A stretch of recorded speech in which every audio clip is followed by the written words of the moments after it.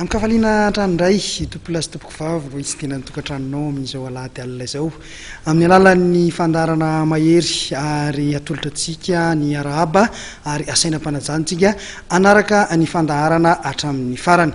Tolo ny baolina kitra no entintsika manomboka amin'ity hariva ity niditra teo amin'ny andro fahaefatra ny fiadiana ny tompondakan'ny Lehinan'Alamanga eo amin'izay baolina kitra izay vokatra aniavaka aloha ny naharesy ny Sadema izay mitana ny larana voalohany Vonjomaika resy ny Mama FC tamin'ny isa 3-0 teo ihany koa ny vokatra izay nanamotsana ny Isoka Foty ny FC Tana tamin'ny isa 5-0.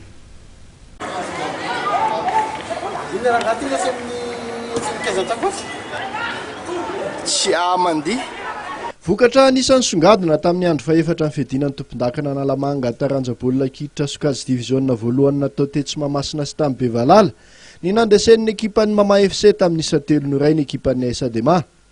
Taoriny ny vokatra iny dia nivarina any amin'ny larana faharoa ny ekipan'ny Serana Mpiara-Manidina rehefa nitana ny larana voalohany Vonjomaika tao anatin'ny andro telo voalohany.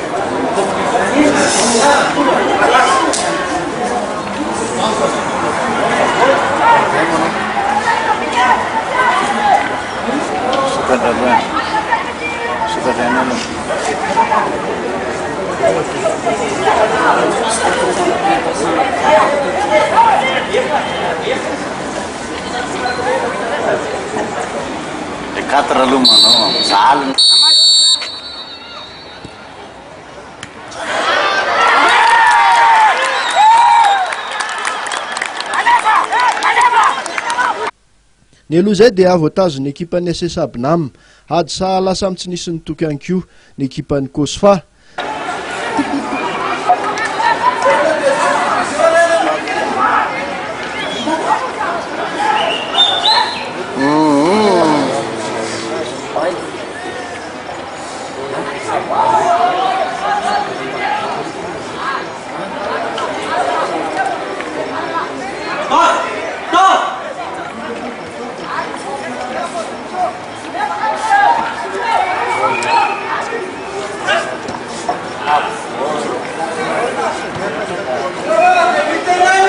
Miaramila izay nahazo fandresena trany tamin'ny lalao roa nataony aloha ity andro fahaefatra ity.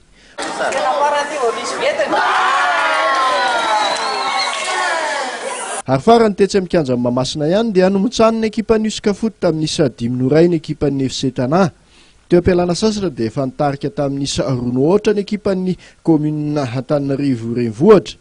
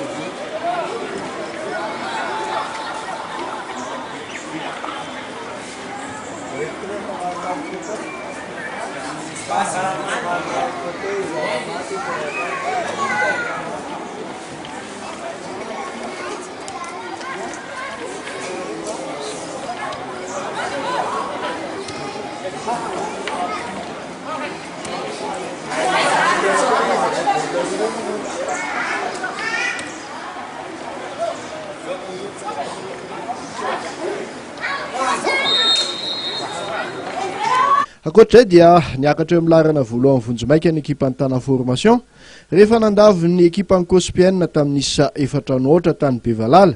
toraka izany ihany koa tamin'ny Bevalala ihany dia resiny ekipan'ny LGK Plus tamin'ny sarono ohatra ny ekipan'ny Mivin.